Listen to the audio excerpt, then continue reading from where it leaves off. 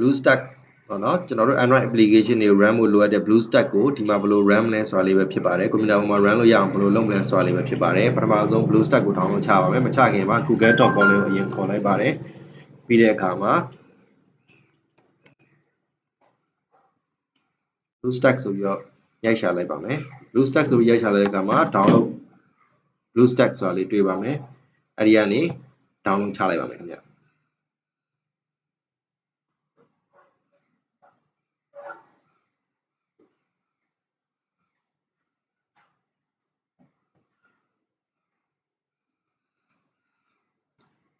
download ချပြီးရတယ်ကျွန်တော်တို့အဲ့ file လေးကို run ပါမယ်ခင်ဗျာ yes ကိုနှိပ်လိုက်ပါမယ်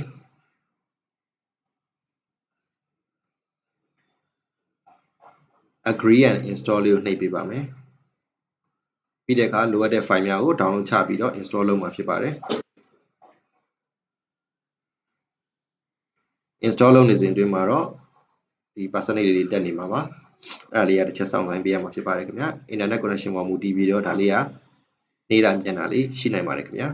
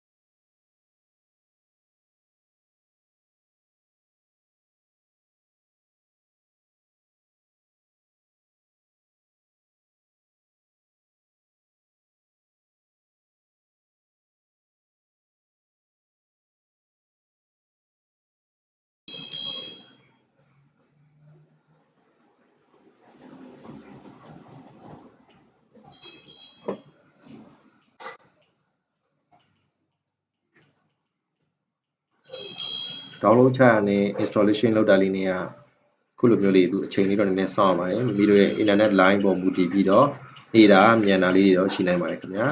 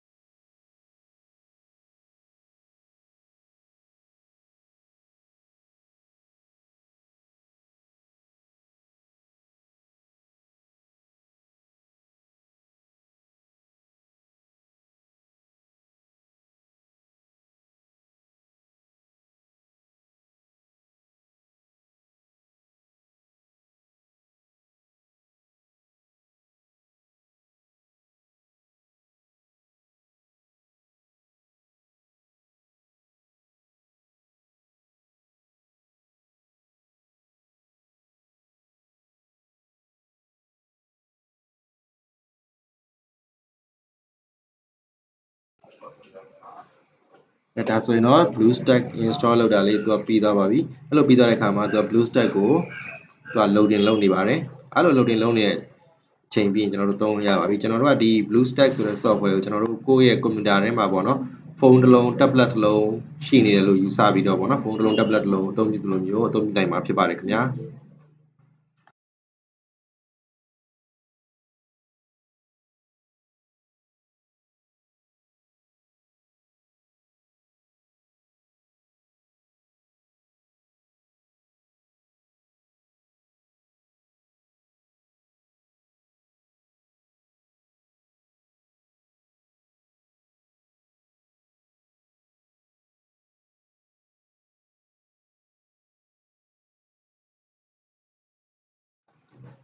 အခုလိုမျိုးလေးပေါ်လာရင်ကျွန်တော်တို့ home key လေးကိုနှိပ်လိုက်ပါမယ် home key လေးကိုနှိပ်လိုက်ရင်တော့ကျွန်တော်တို့ဒီ tablet ရဲ့အရှေ့ဆုံးကိုရောက်သွားသလိုမျိုးပေါ့နော်ဒီရှေ့ဆုံးလေးကိုရောက်သွားမှာဖြစ်ပါတယ်အဲ့တော့ဒါကြီးက tablet ပေါ့နော်ဒီထဲမှာတော့ကျွန်တော်တို့ smart software လေးမသွင်းရသေးပါဘူး smart software လေးကိုလူကြီးမင်းတို့ကကြိုပြီး download ချထားမှာဖြစ်ပါတယ်ကျွန်တော်တို့က download ချထားတဲ့ link download ချတဲ့ link လေးကိုပို့ပေးမှာဖြစ်ပါတယ်အဲ့လိုပို့ပေးတဲ့အခါမှာအဲ့ link ကို download ချပြီးမိမိတို့ကွန်ပျူတာထဲမှာတင်ထားမှာဖြစ်ပါတယ်တင်ထားပြီးတဲ့အခါတင်ထားတဲ့နေရာကနေပြီးတော့အဲ့ဒီက smart software လေးကိုဖွင့်လိုက်ပါမယ်အဲ့လိုဖွင့်ပြီးတဲ့အခါ smart software လေးရှိတဲ့နေရာကိုဖွင့်လိုက်ပါမယ်အဲ့ပြီးလို့ရှိရင်အဲ့ဒီ software လေးအဲ့ APK file လေးကိုကျွန်တော်တို့က drag လုပ်လာပြီးတော့ဒီ BlueStack ထဲကိုချလိုက်ပါမယ်အဲ့လိုချလိုက်ရင်သူက install လုပ်နေမှာဖြစ်ပါတယ်ခင်ဗျာ installing apps ဆိုတာလေးပေါ်နေပါပြီ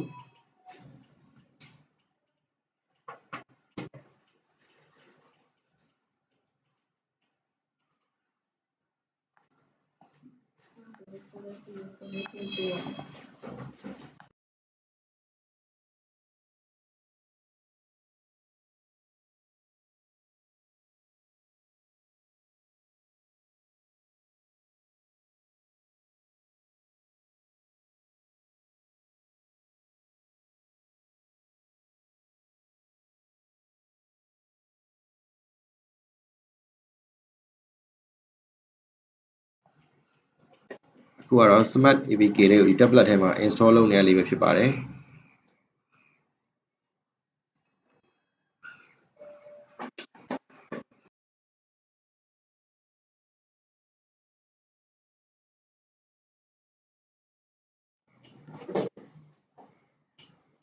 ကျွန်တော်တို့ install လေးလုပ်ပြီးသွားပြီဆိုရင်တော့ Smart software လေးကိုဒီ tablet ရဲ့ဒီ app နေရာမှာတွေ့ရမှာဖြစ်ပါတယ်သူ့ကိုဖွင့်လိုက်ပါမယ်ခင်ဗျာ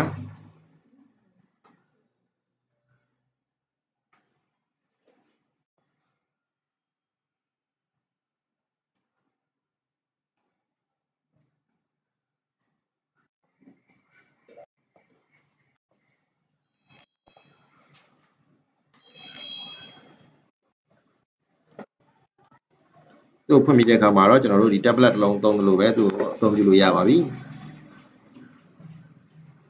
software တွေကိုဝင်ပြီးတဲ့အခါမှာမိမိတို့လိုအပ်တဲ့လုပ်ငန်းဆောင်တာများကိုဆောင်ရွက်လို့ရပြီဖြစ်ပါတယ်ခင်ဗျာကြည့်ရှုပေးတဲ့အတွက်ကျေးဇူးတင်ပါတယ်ခင်ဗျာ